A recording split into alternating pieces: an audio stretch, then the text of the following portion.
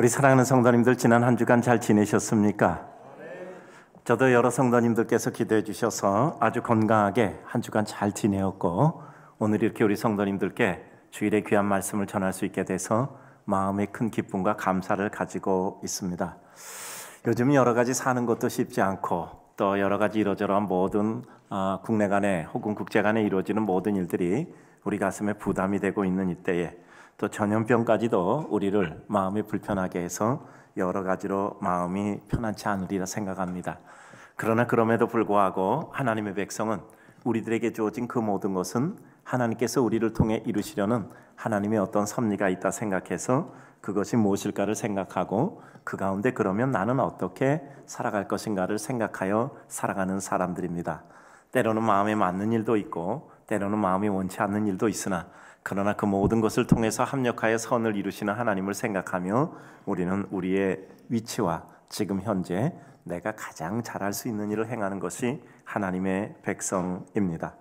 이제 오늘 본문으로 들어오고자 합니다. 사도 바울은 사도행전 16장에서 이제 아시아에서 복음을 전하려고 했는데 하나님께서 그 길을 막으셨다고 했습니다. 그리고 이러저러한 과정을 거쳐 드로아에서 마게도냐인의 환상을 보게 됩니다. 마게도냐 사람 한 사람이 와서 우리를 도우라라고 간곡히 요청하는 환상을 보았어요. 사도 바울은 하나님께서 이 길 저 길을 막으시고 결국 마게도냐로 부르신다는 하나님의 뜻임을 그는 마음에 확신하고 마게도냐를 향해서 갑니다. 배를 타고 이러저러한 과정을 거쳐서 빌립보 도성에 도착하여 마침내 주의 복음을 전파하기 시작합니다. 가장 먼저 강가에서 여인들이 모여서 기도초에서 기도하는 무리를 만나게 되고, 그 가운데 자줏빛 명주장사 루디아를 만나 그의 가정에 초청을 받아서 잠시 유하면서 그 가정에서 하나님의 말씀을 전하는 것으로 이와 같이 유추되어 저희가 성경의 모양을 볼 수가 있습니다. 이와 같은 과정 가운데서 사도 바울은 빌립보 도성에 드디어 복음의 포문을 열기 시작합니다. 만나는 사람마다 예수 그리스도에 대하여 전언하며 그는 곳곳마다 다니며 그리스도의 복음을 전파합니다. 그런 과정 속에서 한 가지 성가신 일이 생겼습니다. 귀신 들린 한 여인, 여자 종입니다. 이 귀신 들려서 자꾸 사도 바울을 쫓아다니면서 여러 가지를 불편하게 만들어요. 그래서 사도 바울이 하나님께 간곡히 기도하며 그 여종에게서 귀신이 나게 하기를 간구하여 여종에게서 귀신이 떨어져 나가게 됩니다. 다른 곳 같으면 많은 사람이 하나님께 영광을 돌리고, 그리고 그 귀신에 들렸던 그 여종과 관련된 주변 사람들이 감사하다고 얘기해야 될 텐데 뜻밖의 엉뚱한 일이 일어나 버리고 말았습니다. 왜냐하면 그 귀신 들린 여종의 귀신을 쫓음으로 말미암아 사람들이 감사하기는커녕 귀신 들린 여종의 주인이 있는데, 이 여종의 주인이 귀신 들린 여종을 통해서 귀신 들었음으로 인해 점을 쳐서 돈을 벌고 있었습니다. 그러니까 귀신이 쫓겨나가니까 점을 치지 못하잖아요. 신력이 떨어지니까. 그래서 돈을 못 벌게 돼요. 그러니까 사도 바울에게 분노를 하게 된 겁니다. 그래서 사도 바울을 모함하고 무고하고 사도 바울을 고소 고발을 합니다. 그래서 모든 모함과 계략에 의해서 고소 고발을 받아서 이제는 끌려가서 사도 바울은 그 군인들에게 그 옷을 찢겨 벗기우고, 그리고 매를 맞고, 그리고 깊은 감옥에 갇히게 됩니다. 그리고 그의 모든 발에는 착고를 채우게 됩니다. 꼼짝 못하게 하는 거죠. 그래서 참 고통스러운 시간을 보내게 되었습니다. 그런데 그날 밤에 사도 바울은 마음속에 너무나 분하고 억울하잖아요. 이와 같이 귀신을 쫓아주었는데 감사하다기는커녕 이렇게 모함을 받아 매를 맞고 감옥에 갇히고 발에 착고를 채워서 꼼짝없이 깊은 감옥에서 갇히어 고통스러운 시간을 보낸다는 것이 얼마나 어처구니 없는 일입니까? 그러나 그 가운데 그는 마음의 상처나 아니면 갈등이나 마음의 큰 시련을 겪는 것이 아니라 오히려 그 가운데 분명하게 그는 하나님께 대한 확신을 가지고 그 감옥 안에서 찬송하며 기도하는데 그 소리가 감옥 전체에 들렸다고 기록이 되어져 있습니다. 그런데 그때 하나님의 역사가 나타난 겁니다. 지진이 일어나서 옥토가 흔들리고 옥문이 열리고 착고가 풀리고 사람들은 감옥에서 나올 수 있게 되었어요. 근데 이와 같이 옥문이 다 열린 것을 보고 간수가 너무나 놀란 겁니다. 야, 사람들이 다 탈옥했구나. 그러면 나는 문초를 받아서 책임을 지고 나는 죽겠구나 라고 생각이 돼서 칼을 빼고 자결을 하려고 그래요. 그런데 사도 바울이 그것을 봤단 말이에요. 우리 여기 있다. 도망가지 않았다. 그러니까 너의 몸을 해하지 말라라고 말합니다. 그런데 이 간수가 그러니까 오히려 그들에게 무릎을 꿇고 이렇게 얘기하는 겁니다. 선생들이요, 그러면 내가 어찌해야 구원을 얻을 수 있겠습니까? 내가 어찌게 구조를 받고 이 상황을 내가 해결할 수 있겠습니까? 이 뜻이겠죠. 그랬더니 거기서 유명한 사도행전 16장 31절의 성구가 선포되는 것입니다. 주 예수를 믿으라. 그리하면 너와 너의 집이 구원을 받으리라. 주 예수를 믿으라. 그러면 너와 내 집이 구원을 얻으리라 라고 분명하게 말씀하고 있는 것입니다. 이와 같은 하나님의 은혜의 복음 전환함이 있으며 이제는 그 간수의 집 식구들이 모두 다 말씀을 듣고 회개하고 변화가 됩니다. 예수를 믿게 되는 거죠. 뿐만 아니라 그의 집으로 사도 바울을 초청해서 매를 맞아서 상처난 데를 씻기우고 아주 정중하게 음식을 대접하고 이제 그 모든 식구들이 세례를 받아 하나님의 거룩한 백성이 되게 된 것이지요. 이제 더 기록되지는 않았지만 아마 그 집을 근거로 해서 빌립보 도성에 복음을 전하는 이와 같은 거룩한 복음의 터전이 되었을 것입니다. 이제 그런 가운데 빌립보 복음의 포문이 확장되어서 열려지게 되는 장면입니다. 오늘 장면 가운데 우리는 몇 가지 특이한 사항을 보게 됩니다. 하나님의 기적과 능력을 행했는데 많은 사람의 박수와 환호 대신에 오히려 엉뚱한 어려움을 겪는 사람, 그런데 엉뚱한 어려움을 통해서 오히려 예상치 못했던 하나님의 능력과 은혜를 입는 것, 그리고 그것을 통해서 찬송과 기도할 때 어떤 역사가 나타나는가, 특별히 하나님이 역사하시는 순간은 어떤 모습들이 나타나는가를 살펴보려고 합니다. 제가 여러 번 말씀드렸지만 과학이라는 것은 우리들에게 있어서 어떤 같은 상황에서 똑같은 현상이 반복되면 그것을 정리합니다. 즉 자연과학이다라고 하면 이와 같은 자연의 현상 가운데서 이와 같은 여건과 환경이 주어지면 이와 같은 현상이 일어난다. 또 똑같은 환경과 여건이 주면 이와 같은 현상이 일어난다. 또 똑같은 환경과 여건이 주어지면 이와 같은 현상이 일어난다 라는 것을 정리해서 일목요연하게 이와 같이 정돈시켜 놓은 것이 과학입니다. 자연과학 혹은 사람 사는데 이루어지는 사회과학 혹은 인문과학 이렇게 표현을 하게 되는 거죠. 그러니까 하나님의 역사가 이런 때 일어난다라는 것을 정리해보면 하나님의 역사가 이런 때 일어나는구나. 그러니까 우리는 그와 같은 삶을 살고 그와 같은 여건을 만들면 하나님의 역사가 이렇게 일어나는구나. 물론 하나님의 역사는 나중에도 말씀드리지만 너무 다양하고 우리 인간의 수준과는 다르기 때문에 그것을 넘는 것도 얼마든지 있어요. 그러나 보편적으로 우리 인간의 수준에서는 이런 때 하나님의 역사가 일어나니까 우리가 이렇게 해야 되겠구나 라는 거죠. 그것이 오늘 뭐냐면 기도하고 찬송할 때였던 겁니다. 그래서 우리는 기도하고 찬송할 때 어떤 일이 일어나는가, 하나님의 역사의 패턴에 대해서 우리는 생각해 보므로 우리 삶이 하나님의 역사와 은혜 능력이 일어나는 그와 같은 때를 하나님 앞에 이뤄가는 것이 믿음의 백성의 축복이라는 것을 같이 나누어 보고자 하는 것입니다. 먼저 때로 우리 인간의 삶의 현장에는 기대와는 전혀 다른 어려움이 일어나기도 해요. 아니 귀신 쫓아줬으면 감사해야죠. 귀신 쫓아줬으면 사람들이 박수치고 예수 그리스도를 믿어야죠. 그런데 전혀 예상치 않게 모함을 받고 옥에 갇혀 매를 맞고 그리고 뿐만 아니라 꽁꽁 묶여서 이와 같이 괴로움과 고통을 당한단 말이죠. 삶이라는 것은 언제나 똑같은 모습과 경로를 통해서 하나님의 역사가 일어나지는 않습니다. 하나님께서 우리와 다른 길을 선택하실 수도 있고 우리와는 다른 하나님의 예상치 못했던 더 큰 은혜를 이루기도 하죠. 왜 그러냐 하면 하나님과 우리는 요새 말로 따지면 소위 클래스가 다른 거예요. 우리가 아는 게 100가지면 우리가 하나님의 역사가 이렇게 일어날 거야 라고 한 100가지쯤 상정을 했다고 합시다. 그렇다면 하나님의 역사는 우리가 아는 100가지로 나타나는 게 아니라 1000가지, 10,000가지로 나타나는 거예요. 100가지 안에 일어나는 건 우리는 이해를 할 수 있습니다. 하나님이 이렇게 이런 경로를 통해서 이렇게 우리에게 이루어지겠지. 그런데 하나님의 역사는 우리와는 수준이 다르기 때문에 우리가 미처 생각하지 못한 더 큰 놀라운 은혜의 역사의 방법으로 우리에게 다가오기도 해요. 그 크신 하나님이 우리에게 종속당할 수가 없어요. 그리고 그렇게 되면 하나님과 우리가 같은 수준이 되어버린단 말이에요. 그러니까 하나님은 우리가 생각했던 것보다 더 큰 은혜의 역사를 우리들에게 베풀어 주시기도 하시죠. 그러니까 예상 못했던 어려움도 생기고 예상 못했던 기쁨도 생기게 되는 것입니다. 그러나 거기에는 한 가지 분명된 원칙이 있으니 하나님이 어떠한 모습으로 오신다 할지라도 우리에게 사랑과 긍휼과 은혜로 다가오시고 우리가 생각하지도 못했던 방법으로 오실 때 생각하지도 못했던 은혜 역사를 베풀어 주시는 거죠.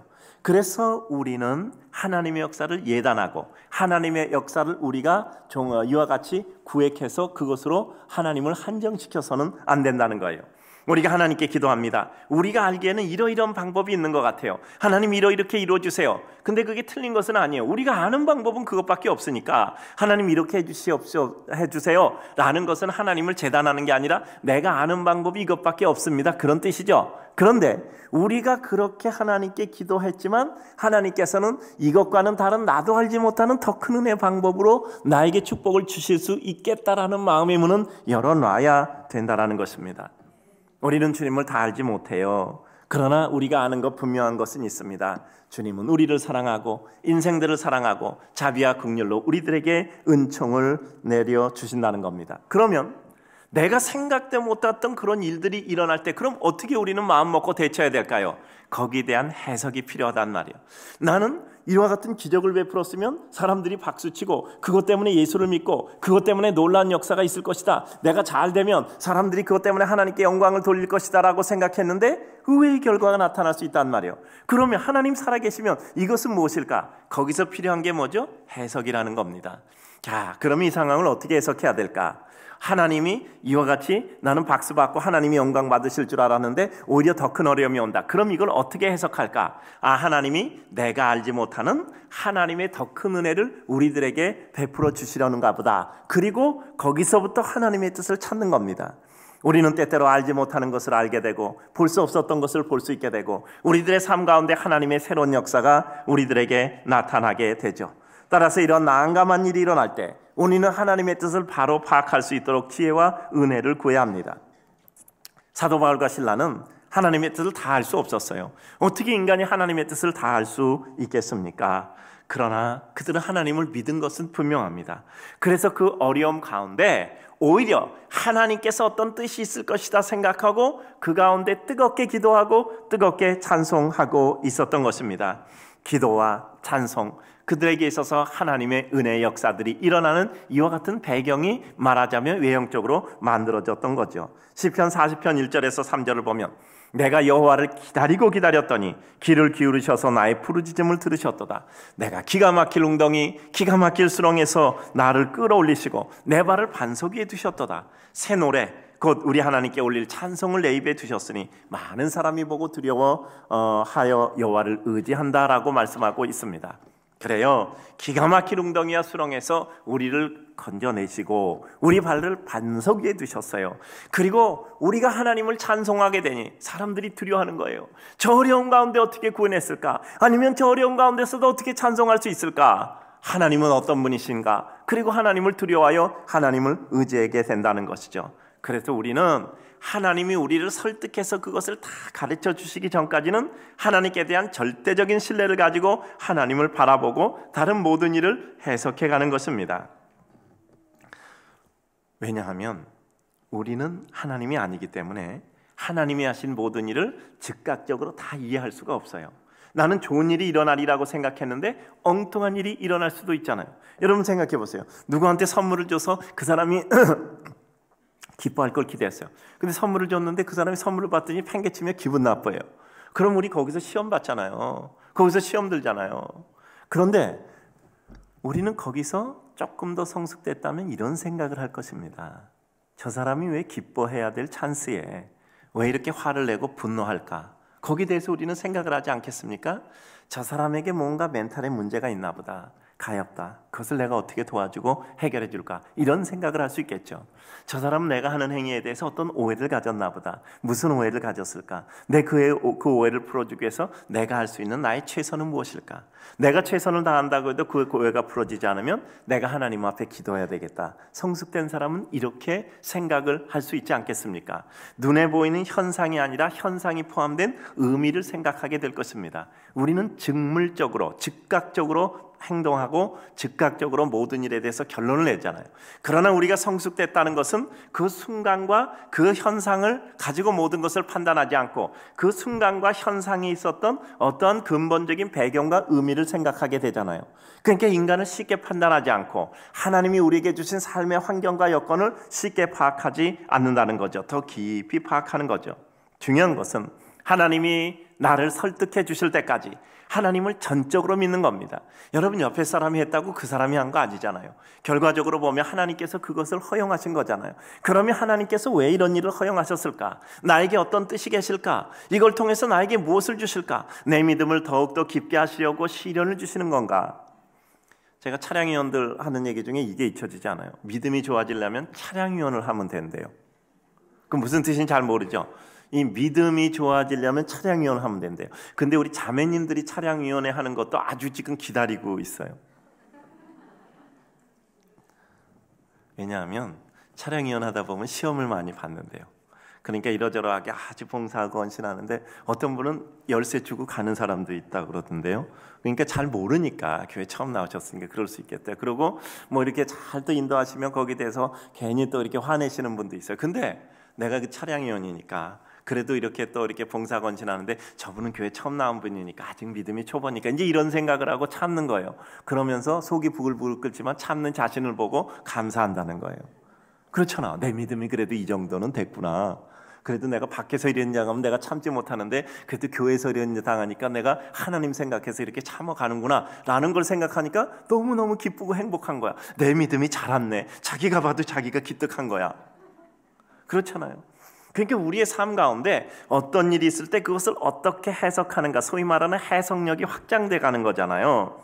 그러니까 믿음은 이해가 다 되지 않아도 하나님께서 나를 설득시켜 이해해 주실 때까지 하나님께 인내하여 하나님의 때를 체험하게 되는 겁니다. 여러분, 환난은 뭐를요? 인내를. 인내는 연단을, 연단은 소망을 이룬다 그랬잖아요.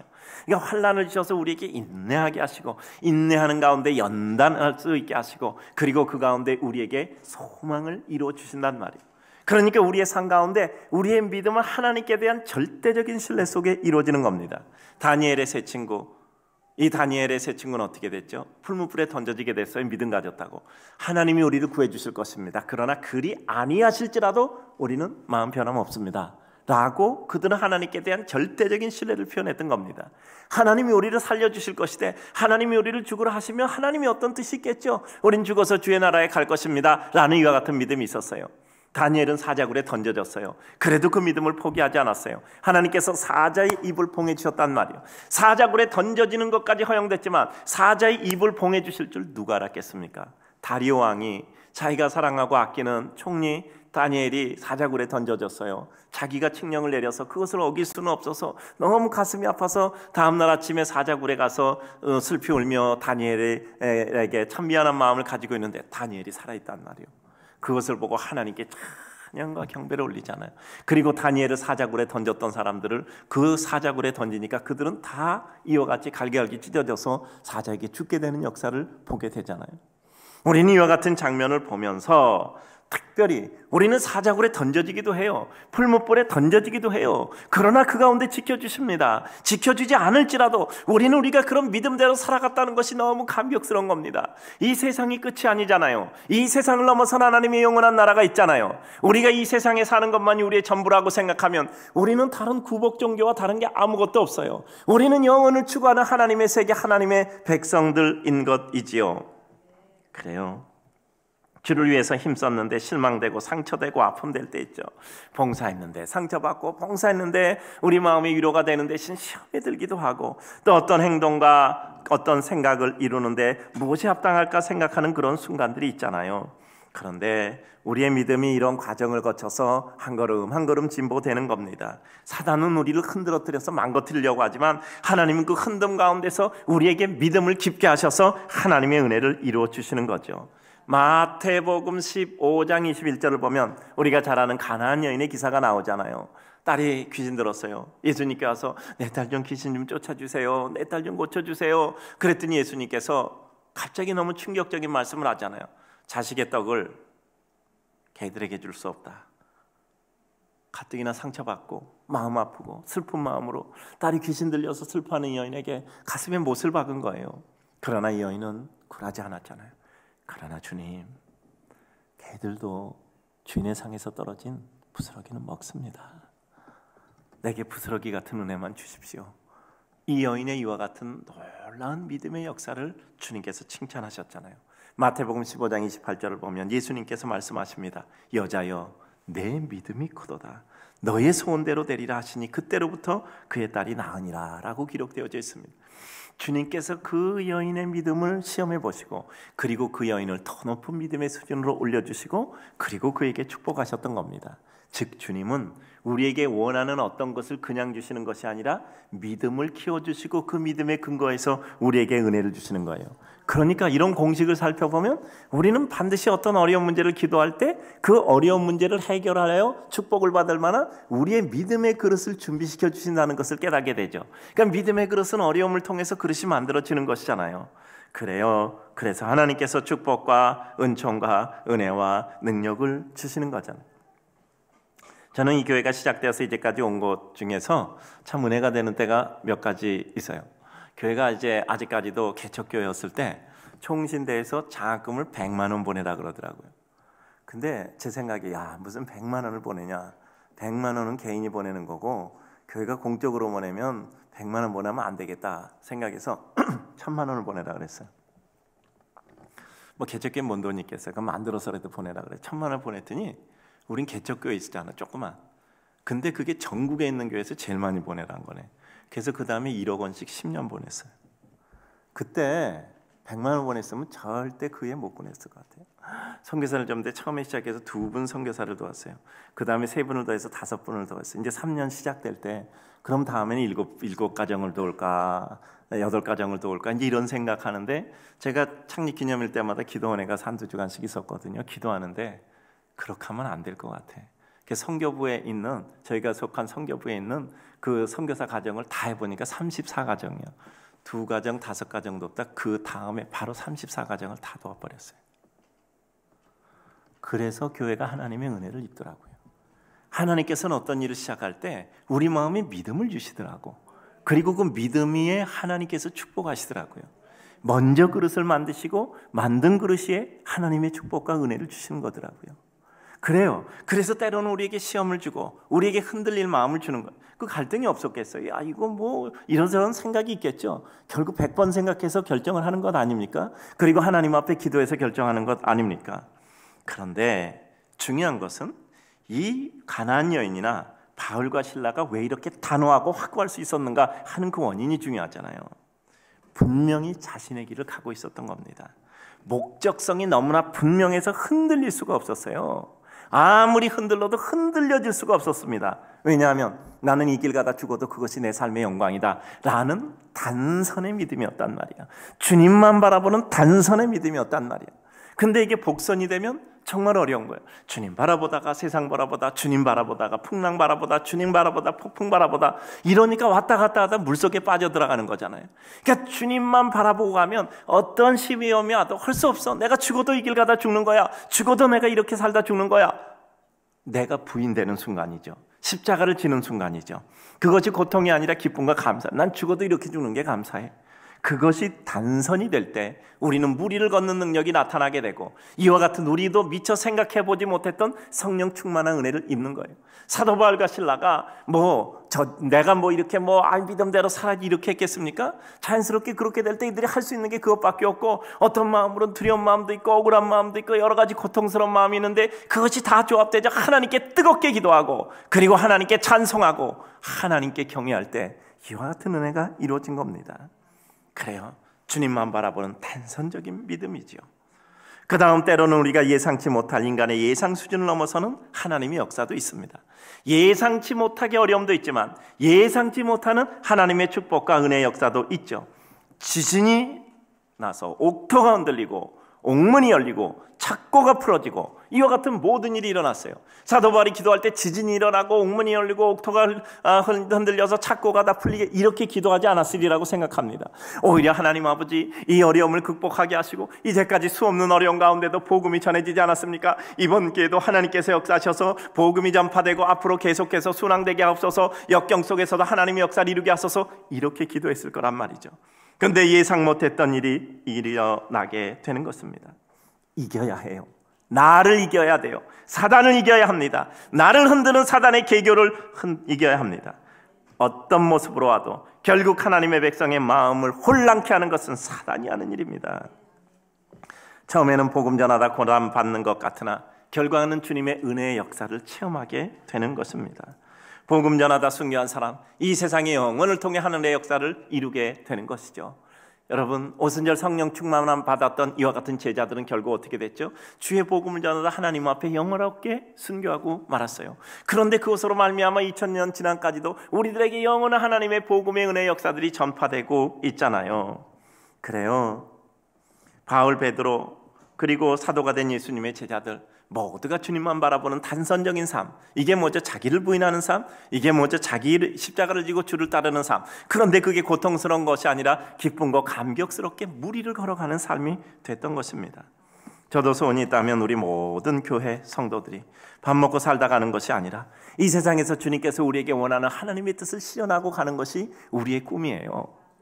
여러분, 제자훈련 하잖아요. 그래서 2년 과정 마치면 마지막 강의는 제가 하거든요. 그러면 마지막 강의 제가 할 때 꼭 제가 하는 강의가 있어요. 그게 뭐죠? 헌신의 요구예요. 여러분, 이렇게 훈련 받았으면 이제는 주님 앞에 헌신하십시오. 이제는 그리스도의 제자가 되었으면 주님 앞에 나를 드리십시오. 이게 헌신의 초대예요. 헌신의 요구입니다. 주님께서 제자들 훈련시켰어요. 아직도 완숙되지 않아서 예수님 십자가에 못 박혀 죽일 때 아무 역할 못했어요. 그리고 다 자기 길로 갔어요. 부활하신 주님께서 그들을 다시 부르셨어요. 그리고 그들에게 부활하신 예수님의 모습 보여주고 그들에게 다시 은혜 끼치고 하늘로 올라가셨어요. 그러면서 하신 말씀이 뭡니까? 오직 성령이 너희에게 임하면 예루살렘, 온 유다, 사마리아 땅끝까지 이르러 그리스도 복음의 증인되리라 하셨어요. 그리고 오순절 성령이 임하여서 그러므로 말미암아 그들이 사도로 바뀌어서 땅끝까지 이르러 그리스도의 복음의 역할을, 저는 증인의 역할을 감당했던 것입니다. 그래요. 우리들에게 주님께서 은혜를 주시는 것 너무 다양하잖아요. 내가 생각하지도 못했던 방법으로 은혜를 주시는 거예요. 왜냐하면 우리는 요만한 한계 속에 있으니까 주님이 은혜 주실 거야 라는 것은 그만한 한계 속에서만 생각하는 거야.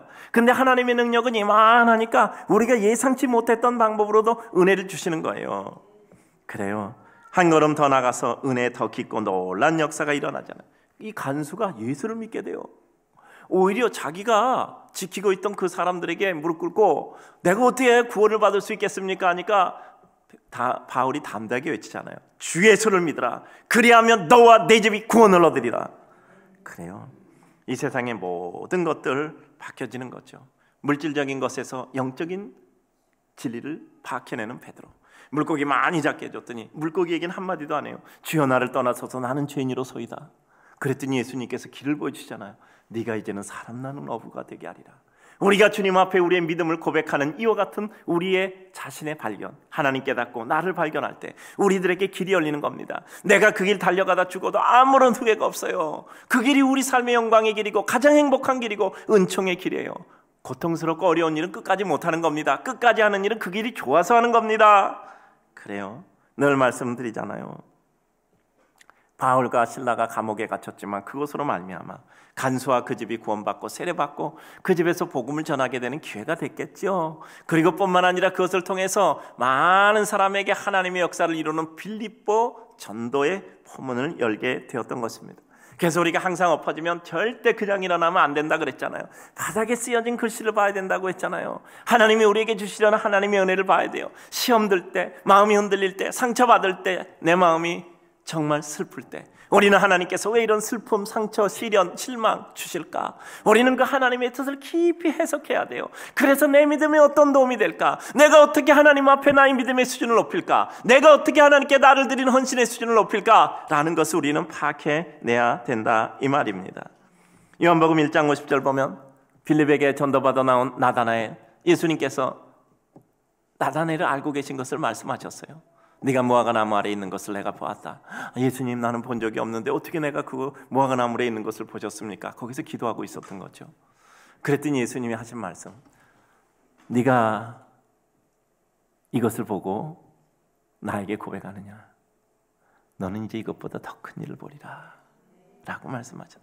여러분, 우리는 이제까지 내가 믿어서 예수 그리스도의 영광을 본 것보다 앞으로 더 큰 역사를 보게 될 줄로 믿습니다.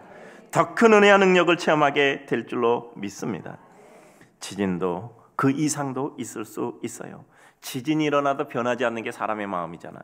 그러나 그 사람의 마음까지도 변화시키잖아요. 갈라디아서 6장 9절은 말씀합니다. 저는 이 말씀 너무 좋아해요. 우리가 선을 행하다 낙심하지 말지니 피곤하지 아니하면 때가 이르매 거두리라. 그러니까 우리가 선한 일을 행하다가 낙심하지 말아야 돼요. 우리가 봉사하다, 헌신하다, 선한 일을 하다, 믿음 가운데 전도하다 우리 마음에 낙심될 때가 있어요. 전도에도 한 명도 안 나오죠. 봉사에도 애매한 얘기만 듣죠. 우리가 헌신해도 마음에 기쁨이 없는 때가 있고 시험 만드는 때가 있잖아요. 낙심하지 말라. 피곤하지 아니하면 뭐라고요? 때가 되면 이루리라. 전 이 때가 되면이라는 게 너무너무 아주 마음에 드는 아름다운 단어라고 생각을 합니다. 하나님의 때를 기다려야 돼요. 믿음의 백성은 하나님의 때를 기다릴 때 어떻게 한다고요? 고통으로 기다리는 게 아니라 그 가운데 기쁨으로 기다리는 거예요. 그럼 어떻게 기쁨으로 기다릴 수 있다고요? 고통의 장면 가운데 기쁨의 요소를 파악하는 거예요. 세상에 100가지 다 어려운 건 없어요. 100가지 중에 한두 가지 기쁜 게 있어요. 그것을 찾아 누리는 거예요. 늘 말씀드리잖아요. 밥 한 상 딱 받았을 때 간장 퍼먹고 소금 퍼먹고 짜다 뭐 이렇게 밥 먹으면 안 되잖아. 맛있는 거 거기 10가지 있어 다 먹어도 돼. 내가 맛있는 거 2-3가지 먹고 잘 먹었습니다. 음식 좋았습니다. 얘기하고 나오면 되잖아. 왜 굳이 싫은 간장 퍼먹고 소금 퍼먹고 짜다고 얘기해? 인생에는 고통스럽고 괴로운 일도 많아요. 근데 기쁘고 감사한 일도 많다고요. 저는요 여기 와서 이제 오늘 3부 예배니까 이거 끝나니까 나는 3부 예배가 너무 행복해. 이거 하면 끝나잖아. 그래서 제가 지금 3부 예배는 좀 여유 있거든요. 난 여기 오니까 감사한 게 너무너무 많아. 첫째, 우리 성도들이 여기 오니까 편히 자. 난 작년 3월에 오는데 어떻게 이렇게 자는지 모르겠어. 요새는 코골며 자는 사람인데 그때 코골며 자는 사람이 상당히 많더라고. 근데 내가 거기서 깨달은 게 다시 총량의 법칙이야. 잘 만큼 자니까 안 자더라고. 요새도 뭐 가끔 자는 사람은 있긴 한데 요새는 그렇게 자는 사람이 별로 없어요. 제가 보니까 푹 자서 이제는 안 자는 것 같아요. 그래서 제가 생각하는 게 저는 마음에 그건 확실히 이번에도 깨달았어요.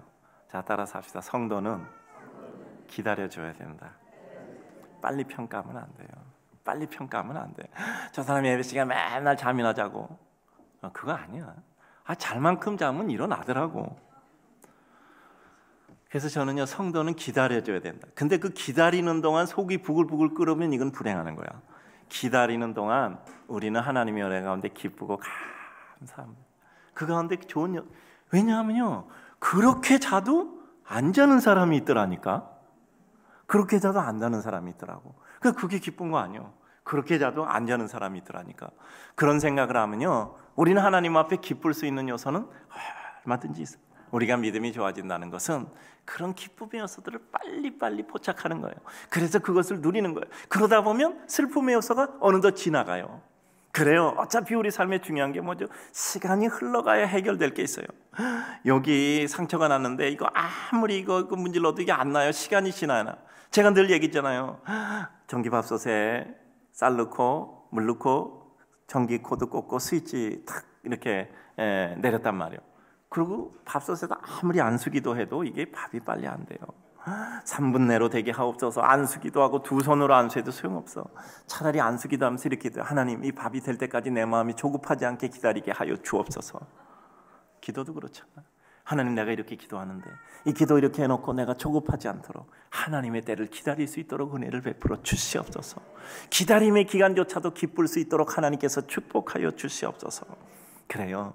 우리의 기도 제목이 하나님 앞에 날마다 성숙되어 하나님의 뜻을 이루잖아요. 마지막으로 하나님과 우리의 차이를 어떻게 이해할 것인가, 그것을 통해 우리는 하나님의 역사 모습을 어떻게 파악할 것인가를 생각합니다. 하나님과 우리의 차이를 인정할 때 인간의 판단과 정서를 넘을 수 있어요. 하나님의 뜻이 무엇인가? 하나님의 수준과 우리 수준이 달라요. 그러니까 하나님이 하시는 것을 우리가 그때마다 100% 다 이해 못해요. 다 이해 못하니까 이건 아니야 라고 말해서는 안 된단 말이에요. 하나님과 내 수준이 틀리니까. 여러분 생각해 보세요. 정말 우리가 어떤 일 하는데 사람마다 각각 가지고 있는 능력에 따라 다르잖아. 어떤 사람 힘이 약한 사람은 이게 무거워. 아니 무거워, 너무 무거워. 힘센 사람 뭐가 무겁냐. 이 두 사람이 얘기가 안 통하는 거야. 이건 뭐죠? 각각 다를 뿐이야. 그러면 우리는 하나님의 큰 은혜 능력에 비해서 우리는 작은 능력을 가지고 있으니까 하나님의 그 뜻을 온전히 이해 못하는 건 우리에게 당연한 거예요. 그러면 그래, 나는 지금 사람이 박수치고 예수 믿고 사람들이 칭찬할 줄 알았는데 사람들이 오히려 나를 괴롭히고 고통스럽게 하고, 나는 봉사하고 헌신하고 수고했는데 내가 애매하게 마음이 실망만 하고. 그럴 때 우리는 어떻게 생각해야지? 그치, 하나님의 뜻과 내가 이해하는 건 차이가 있지. 그러면 하나님께서 어떻게 하시나 한번 역사해보자. 어차피 하나님은 맞아. 어차피 하나님은 나를 기쁘게 하셔. 어차피 하나님은 나를 축복하시는 거야. 그럼 이것을 어떻게 과정을 거쳐서 축복하나 한번 그것을 보자. 여러분 생각해 보는 겁니다. 여러분, 요즘 손흥민 선수 좋았는데 손흥민 선수가 2골 넣어서 2대1로 이겼다 그래요. 근데 그거 한번 재밌는 거 보자고 전반전 봤더니 1대0으로 지고 있네. 그럼 속 터지는 사람이 있어요? 속 안 터지고 야, 손흥민이가 언제 2골 넣냐 보자, 이렇게 보고 계십니까? 아니, 2대1로 이겼다는 소식 아는데 1대0으로 지니까 갑자기 속이 부글부글 끓어? 그런 사람 없잖아요. 결과를 아는 사람과 결과를 모르는 사람은 전혀 틀려요. 우리는 하나님은 우리들에게 최고의 결과를 주신다고 생각하면 그 어려운 때 속이 부글부글 끓는 게 아니라 이것을 어떻게 이루실까? 하나님의 특징이 있죠. 하나님은 패자부활전을 언제나 허용하세요. 하나님은 패자부활전을 언제나 허용하시더라고. 자, 봐요. 단선, 주님 보고 바라보며 무리를 걷다. 복선, 그것 때문에 흔들려서 빠져요. 그걸로 끝이 아니야. 그러니까 주여 나를 구하소서 구조 요청하니까 어떻게 했다고요? 혼냈잖아요. 믿음이 없는 자요, 왜 의심하느냐라고 혼내줬어요. 그리고 꺼내서 다시 배 위로 올려주셨잖아요. 주님이 우리 혼내주시는 건 괜찮아요. 우리 사랑해서 주님이 혼내주시는 것은 구조하시겠다는 뜻이에요. 그리고 주님이요, 구조 안 하시면 혼내줄 필요도 없어. 주님은 그냥 방치하는 거야. 여러분, 주님이 하시는 가장 무서운 게 뭔지 알아요? 방치예요. 우리가 주님께 벗어나도 그냥 방치하는 거야. 주님 없이 잘 돼도 그냥 방치해버리는 거야. 그건 우리의 죽음이에요. 그건 우리에게서 가장 큰 우리 삶의 고통이에요. 주님이 우리 혼내주는 것은 우리 축복이에요. 우리를 살려주신다는 징표거든요.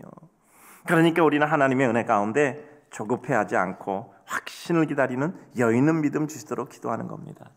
여러분, 정말 내가 조급하지 않을 수 있는 믿음을 가진다는 것이 얼마나 감사한가.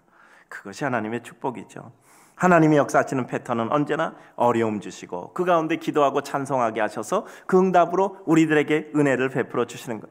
여러분 생각하면 나에게 무슨 소망이 있어? 지금 내가 무엇을 할 수 있어? 내 인생은 언제 바뀌겠어? 그건 내 생각이고 하나님은 내가 알지 못하는 나보다 더 큰 하나님의 뜻과 계획을 가지고 계세요. 그 하나님을 기대합시다. 이게 믿음이에요. 내 계산으로는 안 되잖아요. 빌립의 계산으로는 200데나리온의 떡을 사와야 돼요. 200데나리온이 어디 돈도 없지만 200데나리온 1000만 원이나 되는 그와 같은 음식을 미리 마련해 두는 사람이 어디 있어요, 그 시대에. 그러니까 이런 생각은 해봐야 소용없어. 여러분, 아무리 완벽한 계획 세워놨습니까? 그 계획대로 될 것 같습니까? 수많은 변수가 있잖아요. 갑자기 여러 가지 모든 사회적인 격변이 일어나잖아요. 여러분이 10년 계획 세우는데 10년 계획이 그대로 되겠습니까? 천만에요. 10년 동안 어떤 변화가 있을지 우리는 아무도 예측하지 못해요. 그러니까 10년 동안 계획 세워도 그 계획 속에 뭐가 포함되어 있죠? 10년 동안 어떤 내가 예상치 못한 어떤 일이 있을 것이다. 그 가운데 나는 최악에 빠졌을 때 어떻게 할 것인가, 이 계산까지 넣어놔야 되잖아요. 그렇지 않으면요, 우리가 10년 계획 세운다고 그게 완벽하고 모든 것 해놨다고 그대로 될 것 같아요? 그건 될 리도 없고요, 되지도 않아요. 그렇다면 우리는 뭐죠? 결국은 마지막으로 하나님의 은혜 가운데 나를 의탁하는 것이죠. 나아가 우리는 하나님이 역사하시는 모습을 파악하여 더 적극적으로 그의 뜻과 사역에 우리는 일조하는 거죠. 우리가 언제 가장 행복할까요? 우리 인생은요, 세상의 삶만 따지면 절대 행복할 수가 없어요. 자, 생, 노, 병, 사. 태어나잖아요. 늙어져요. 슬프잖아요. 아프잖아요. 병. 필연적으로 인간은 병에 걸리게 돼 있어요. 그래서 죽는 거니까. 그러니까 우리들에게 태어난 거 기쁘지만 노, 병, 사. 우리는 인간의 고통의 사이클 속에서 살다 가는 겁니다. 인간의 일을 따지면 아무리 성공하고 아무리 해도요, 이 사이클을 벗어날 수가 없어요. 결국 죽으니까 노, 병, 사. 우리는 결국 고통 가운데 있을 수밖에 없어요. 그러므로 우리는 이와 같은 모든 것을 능가하는 더 큰 기쁨이 있어야 돼요. 그것이 뭐죠? 예수 그리스도로 인한 기쁨입니다. 저는 아무리 생각해도요, 사람 여기 모든 사람에게 10개씩 똑같이 나눠줬어. 사람들이 똑같이 그 10개씩 가지고 있을까요? 일정 시간 지나면 다시 재편돼요. 지금과 같은 유형으로 다시 재편될 겁니다. 그렇게 생각하니까 세상의 물질계에서 모든 사람이 똑같이 다 행복할 수는 도저히 불가능한 거예요. 그럼 어떻게 해요? 그 모든 것을 능가하는 더 큰 기쁨이 있어야 돼요. 그것이 뭐죠? 예수 그리스도예요. 예수 그리스도만이 우리 인생 모두를 행복할 수 있게 해주는 거예요. 이 물질계의 모든 것 가지고 모두가 다 똑같이 행복할 수 없어요. 그것을 넘어서는 더 큰 행복이 있어야 돼요. 그것이 예수 그리스도라는 말이에요. 우리의 삶 속에 하나님의 은혜, 하나님의 능력, 하나님의 영광이 임하게 되는 거죠. 오늘도 주를 사랑하는 거룩한 백성들에게 하나님의 기쁨과 감격이 임하시기를 주의 이름으로 축복합니다.